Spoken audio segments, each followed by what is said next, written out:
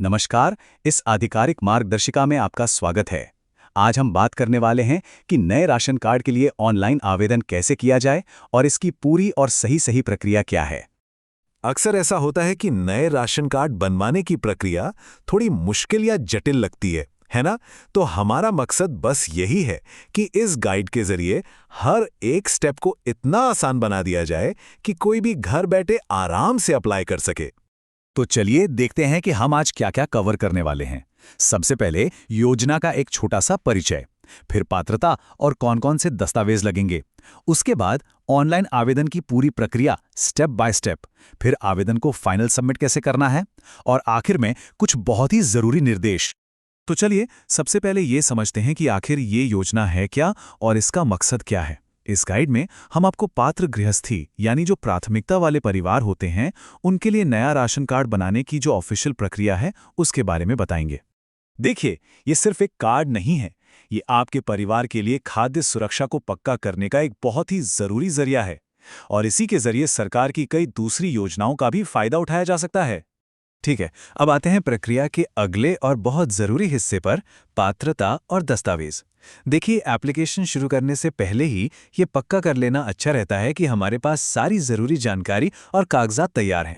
यहाँ पर कुछ बातों पर खास ध्यान देना होगा। नियम ये कहता है कि परिवार की मुखिया 18 साल से ज्यादा उम्र की महिला ही होनी चाहिए और हाँ, मुखिया के नाम पर बना हुआ एक वैलिड इनकम सर्टिफिकेट यानी आय प्रमाण पत्र होना बिल्कुल अनिवार्य है। इसके बिना आवेदन आगे नहीं बढ़ेगा। तो ऑनलाइन प्रक्रिया शुरू करने से पहले ये लिस्ट एक बार देख लें और सुनिश्चित कर लें कि ये सभी दस्तावेज आपके पास तैयार हैं। इससे क्या होगा कि आपकी एप्लीकेशन की प्रक्रिया बहुत ही आसान और तेज हो जाएगी। चलिए, अब हम एप्लीकेशन की मुख्य प्रक्रिया पर आते हैं। हम आपको ई डिस्ट्रिक्ट पोर्टल पर स्टेप बाय स्टेप गाइड करेंगे, बस ध्यान से देखते जाइए।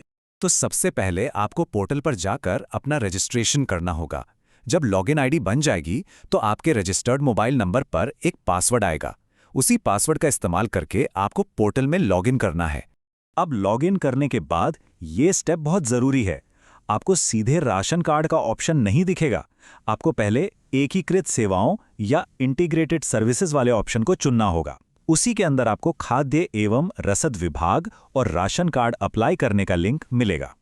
एक और जरूरी बात, इस पूरी प्रक्रिया के लिए जो ऑफिशियल सरकारी फीस है वो सिर्फ और सिर्फ 15 रुपए है। आपको किसी भी बिचौलिए को इससे ज्यादा एक भी पैसा देने की जरूरत नहीं है। अच्छा, कई बार लोगों के साथ ऐसा होता है कि पेमेंट तो कट जाती है लेकिन उसके बाद एक एरर पेज आ जाता है। अगर आपके साथ भी ऐसा हो तो घबराने की बिल्कुल जरूरत नहीं है। ये एक आम समस्या है और इसका समाधान भी बहुत आसान है। अगर ये एरर आता है तो बस आपको इन स्टेप्स को फॉलो करना है।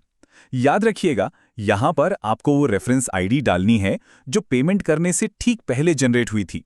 इससे आपका पेमेंट आसानी से वेरीफाई हो जाएगा। पेमेंट वेरीफाई होते ही आपके सामने मेन एप्लीकेशन फॉर्म खुल जाएगा। इसमें आपको ये मुख्य जानकारियां बहुत ही ध्यान से भरनी होंगी। और हाँ, ये वाला जो स्टेप है ये बहुत जरूरी है। जब आप परिवार के सदस्यों की डिटेल्स भरें तो हर एक जानकारी को, खास तौर पर आधार नंबर को 2 बार जरूर चेक कर लें, क्योंकि यहीं पर गलती होने से भविष्य में दिक्कत आ सकती है। एक और छोटी सी लेकिन जरूरी तकनीकी बात, जो मुखिया का फोटो आप अपलोड करेंगे उसका साइज 30 KB से ज्यादा नहीं होना चाहिए। तो अपलोड करने से पहले फोटो को रीसाइज करना ना भूलें, नहीं तो सिस्टम उसे एक्सेप्ट नहीं करेगा। चलिए, अब हम प्रक्रिया के बिल्कुल आखिरी और सबसे जरूरी पड़ाव पर आ गए हैं। एप्लीकेशन को फाइनल सबमिट करने से पहले भरी हुई सारी जानकारी को एक बार अच्छे से रिव्यू करना बहुत जरूरी है। यहां पर आपको एक सेल्फ डिक्लेरेशन यानी स्व घोषणा पत्र भरना होगा। इसमें पूछे गए सवालों को ध्यान से पढ़ें और अपनी असल स्थिति के हिसाब से ही हां या नहीं में जवाब दें। आपकी पात्रता इसी पर निर्भर करेगी। जैसे ही आप सारी डिटेल्स भर देंगे, एक नई रेफरेंस आईडी जनरेट होगी। ये आपकी फाइनल आईडी है, तो इस नंबर को बहुत संभाल कर कहीं लिख लें या सेव कर लें। अब ये आखिरी स्टेप सबसे ज्यादा जरूरी है, इसे ध्यान से समझिए। सबसे पहले आपको ड्राफ्ट एंड प्रिंट के ऑप्शन से अपनी पूरी एप्लीकेशन का एक ड्राफ्ट निकालना है और उसे अच्छे से चेक करना है। जब आपको तसल्ली हो जाए कि सब कुछ बिल्कुल ठीक है, तभी आपको आवेदन लॉक करें पर क्लिक करना है। याद रखिए, जब तक आप एप्लीकेशन को लॉक नहीं करेंगे, वो विभाग तक सबमिट नहीं होगी। तो ठीक है, एप्लीकेशन तो सबमिट हो गई, लेकिन काम यहीं खत्म नहीं होता। अब ये समझना भी जरूरी है कि इसके बाद क्या करना है। एप्लीकेशन लॉक करने के बाद जो फाइनल पावती पर्ची यानी एक्नॉलेजमेंट स्लिप निकलेगी, उसे प्रिंट करके संभाल कर रख लें।